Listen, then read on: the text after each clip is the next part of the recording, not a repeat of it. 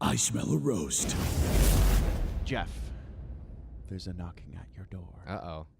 You open it up, Uh-huh. and you see everybody dressed in costume. Uh-huh. They start singing at you songs, and you feel rage. What do? I tell him to get the hell off my lawn. Get off my lawn! Oh, I need those notes. Whatever. Note free.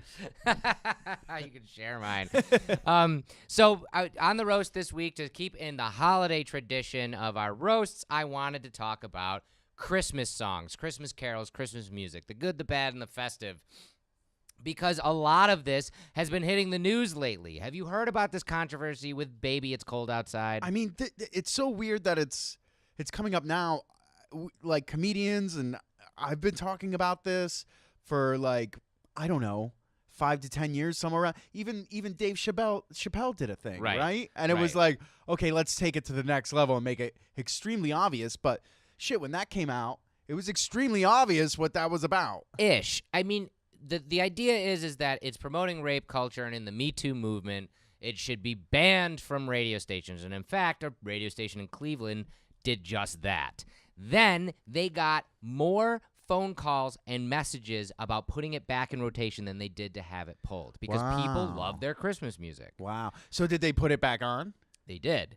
Now, the thing is Okay. like, I can understand a little bit because the lyrics do pertain a little bit to stuff. I have a principal problem with what you just said, though. That they backtracked on it? Yeah, because they're like, we don't like this because it promotes rape culture. And it's like, oh, well, we're going to put it on because everybody wants it on.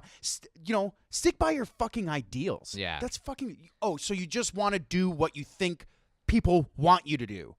I just don't like it because we're looking at a song from 1944 that won an Oscar. Yeah. Okay, for being in the movie Neptune's Daughter, and is widely beloved. Yes, it has some questionable lyrics, but not to sound like an old curmudgeon, but look at a lot of the new lyrics in pop and rap today. Oh, 100%. Like, are we gonna start going through? And this is what happened with Tipper Gore back in the '80s, like with the parents warning on stuff. Like, are we gonna start going through every single line of lyrics and going, well, nope, nah, we're not gonna do that. I think this outrage... We'd never listen to NWA ever again. It kind of seems like this outrage culture holds no bounds. Yes. It just keeps on going and going and going, and nothing's stopping the momentum of stupid people doing stupid things like this. And we see, even things like Prop 65 in California, where everything fucking causes cancer, even cancer warnings on beaches because of silica content. You know what the fuck silica is? It's sand. It's fucking sand, Yeah. Jeff. It's sand. Yeah. It's, we're Yeah. just bubble wrapping Everything. so nobody gets their feelings hurt. And Right. maybe nobody gets sick. It's like there's too many fucking people. Let people just get outraged and die. Right. I'm sick of this. Right. So while we're gonna go down this roast, I'm glad you're all animated. I'm all verklempt over here. While we're going down this roast, I wanted to go through I didn't know the origin of the Christmas Carol. Obviously some of the origins, like Jingle Bells and Deck the Halls and stuff like that, but I didn't know like where the idea started, where caroling started. So I wanted to kind of go down that in our roast this week. But while we're doing that, in the comments, if you guys are watching live, make sure you tell us what some of your favorite Christmas songs are, or, like in your case, you hate Christmas music. Yeah, hold on. Let me see what everybo's saying. Yeah, I hate that one. I hate that one. That one sucks. So maybe tell us some of the songs that you dislike. And so to start off, basically, obviously, Christmas carols or Christmas music centers around its origins are steeped in religion, just like the holiday, right? Yeah. The holiday itself was not a Christian holiday to begin with. It was a pagan holiday. Right. It was about the winter solstice and the harvest and all eating that stuff. mushrooms and Exactly. the whole thing. So the pagans would, dance around Stonehenge and thousands of years ago and sing chants and songs and stuff like that. Yeah, and when Christianity came into it, they wanted to replace that music with music that songs that connotated. We got to get rid of this heathen music, and the only way we can get rid of it is make them sing Christian music. It's right. I get it. So by the Middle Ages, though, Christmas wasn't popular. People didn't really care. They didn't want to celebrate Christmas.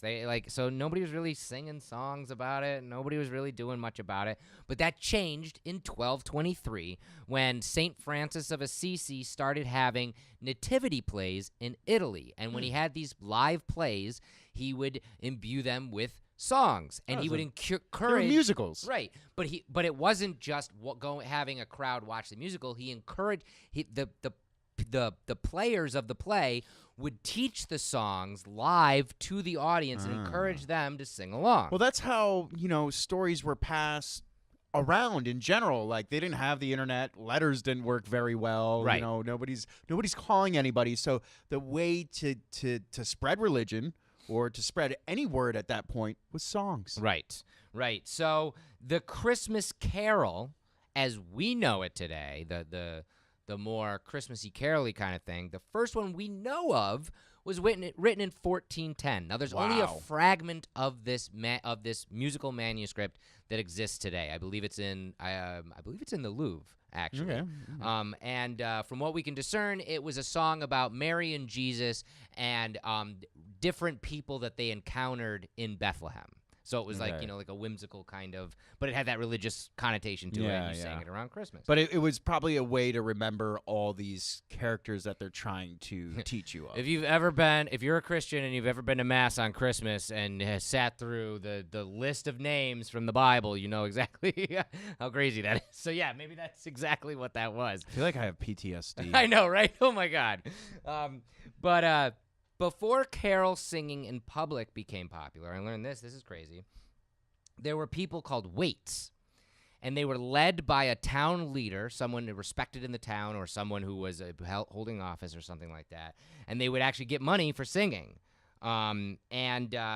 They were called this because Christmas Eve used to be called Wait Night, because it was the night that shepherds would see angels descend on their flock, so they would be waiting, looking at their flock. Yes, it's very weird and religious. Where are these angels coming from? It's heaven.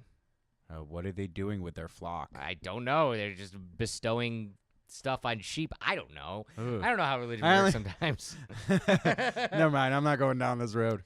So orchestras and choirs were set up in England around the same time. As well to promote Christmas carols, and new songs were written in this time period. A famous one was Good King Wenceslas, was written around the 1300s. And then in the Victorian period, William Sandys and Davis Gilbert actually are attributed for collecting lots and lots of Christmas music from all around Europe and making it into collections. There was a famous book, and I don't know if I have it down. Oh, I do. Christmas Carols, Ancient and Modern, okay, in 1833, which was produced by everything that's the Sandys had gotten together, and it's the first printed versions of some of the more famous Christmas carols. The First Noel, God Rest Ye Merry Gentlemen, Hark the Herald Angels Sing, and a ton of others. That was the first ever printed versions of these, so then people could go out into the streets like you see in the old Victorian. So it's kind of what it took was to have these people be like, okay, we gotta make a center of intelligence for Christmas carols. Like, Yeah. this is where you get all your Christmas carols from, and now we're still singing those songs today because those people got those together. Yeah, it's pretty cool. And then Christmas carols started gaining popularity. More and more books were produced. More and more books, pieces of music were published. And then in 1961, Carols for Choirs was published and is a highly successful collection of the most popular music. And in fact, if you've ever been in a chorus in school or something like that, you've probably used this book or excerpts from this book. Yeah. And that's where a lot of the most famous stuff has happened. And now, because of pop culture and everything else, movies and television and radio, Christmas carols are freaking everywhere. And in fact, there are some modern versions of Christmas carols that have now hit the lexicon. Some of them that come to mind, one of my favorite of all time is Fairy Tale of New York by the Pogues. Love that song. I don't know if you've probably never heard it. No, I can't recall. That's fine. But also very famous, All I Want for Christmas Is You by Mariah Carey, and Last Christmas by Wham, George Michael there. That scene? They're in pretty much every department store during the Christmas season. That scene in The Dark Knight where the Joker makes a pencil disappear by slamming somebody's face on it? Yeah. I kind of want to do that to myself when I hear Christmas music. Oh man, you just hate it all. Dude. There's not a single song that you like. Not even like Jingle Bells or nothing. Nothing. Nothing. Absolutely. I hate them all. I think All they're right. all terrible. there's no cleverness to them. There's no like good analogies. There's nothing good about like things that make songs good do not appear in Christmas music. All right. I personally... Have you ever listened to a Christmas song and gotten the chills, Jeff? I mean, because I've played a lot in orchestras, and I've played some iconic Christmas music and gotten the chills with a full orchestra behind it. You fucking I'm just saying. You asked me a question, and I was I don't like the way you answered it, Jeff. Oh, honestly, sorry. But I enjoy old school Christmas music. I enjoy like some of the greats singing it, like Nat King Cole or Frank Sinatra or Bing Crosby. Mariah Carey. Yeah. But like I said earlier in the show, I wanted you guys to know that Fueled by Deathcast has its own social media now on Instagram, Twitter, and on Facebook. And on the Facebook page this week, I asked a question of our listeners and fans. You know, what were some of their favorite Christmas music out there? And I have some of those for this list, and I want to keep doing that. So please go follow us on Facebook, Twitter, and Instagram. Some suggestions were the Pentatonics Christmas album and Trans-Siberian Orchestra. You don't even like Trans-Siberian Orchestra? Our good friend Sean Chai put out those. Obviously, no Christmas list would be complete without Mr. TBT himself, Jamie Robinson, saying such greats as Merry Motherfucking Christmas from Eazy-E and the Santa Claus rap from the movie Beat Street. My dude. Yeah. That is awesome. All right. Paul Butler, you said "O Come All Ye Faithful" by Twisted Sister. That's actually a good version of that. It's very, very Twisted Sister. Caitlin Gabbro said the Bad Religion Christmas album. That's a great album. Hands down. It really is. It's the best of both worlds. It's Bad Religion and Christmas music. I don't know. It's great. I'm not impressed. I had to look this one up because I didn't even know it. Johnny Duke Sizemore said the Christmas hippopotamus song. It's a real thing. All I want for Christmas is a hippopotamus. It's an old song. It'll make you want to put a pencil in your eye, D-Man. But, yeah, so those were some fun ones that we got. I really thought that was interesting. I didn't know that Christmas music started out, like, so small. Like, I figured, like, people were always just singing it, you know, because it's the holiday, especially when Christianity, like, took it over and was like, you know. But, yeah, there was a whole period of time where people just were like, nah, we're not doing that. I wish it took to publishing it. Yeah. I wish we would get back to the heathen hymns that we sang around religious stones and whatnot. You can make it happen, D-Man. You think so? You think they still exist somewhere? If you can make them exist. I can make my own heathen hymns? Yeah, and cut an album, D-Man's Heathen Hymns. I think I've done that a few times in my life. I listened to it. Oh, yeah, here we go. First heathen hymn by me. I'm not doing that. I'm not doing that, Jeff. Oh, man. Well, maybe next year we'll get a Christmas album from Fueled by Deathcast. No. No? All right.